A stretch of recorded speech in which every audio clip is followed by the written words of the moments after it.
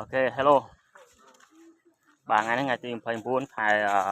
9ឆ្នាំ2025ខ្ញុំសិស្សានុសិស្សរបស់យើងមកដើរលេងនៅប្រាសាទអង្គរវត្តហើយនឹងប្រាសាទបាយ័នបាទអញ្ចឹងពេលមកមើលយើងឃើញថាផ្ទាំងថ្មធំធំទាំងអស់ហើយឥឡូវមានផ្ទាំងថ្មនេះដូចគេជួសជុលផ្ទាំងថ្មនេះស៊ីម៉ង់ឬមិនគេពេលធ្វើថ្មីបាទថ្មបាទតែគេកាត់បាទមកតែគេកាត់បាទយើងមើលគប់ផ្ទាំងទាំងអស់គឺសិតចម្លាក់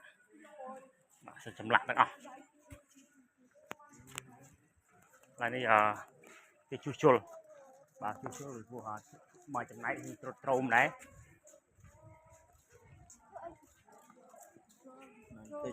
គេជួសជុលបាទចំណែកខ្លះមិនងាយស្រួលក្នុងការធ្វើទេចំណាយពេលវេលាយូរបុព្វបុរសខ្មែរយើងកាលពីមុនមិនងាយទេបាទក្នុងការធ្វើយើងមើលគ្រប់កន្លែងអស់បាទគ្រប់កន្លែងអស់សុទ្ធតែចម្លាក់បាទគ្រប់យ៉ាងអស់តាំងពីរហូតដល់លើហ្មងពេលខ្លះគិតថាពិបាកមិនងាយស្រួលតែមកតែម្ដងក្នុងការធ្វើ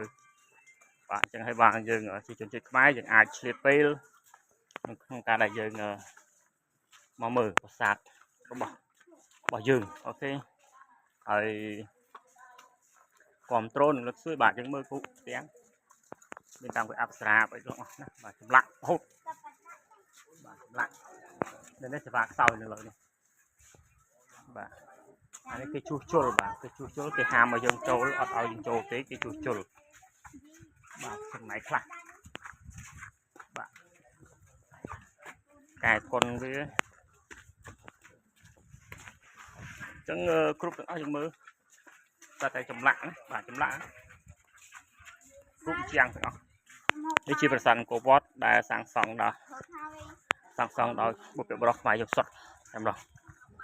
អរគុណច្រើនបាទព្រះប្រទានពរ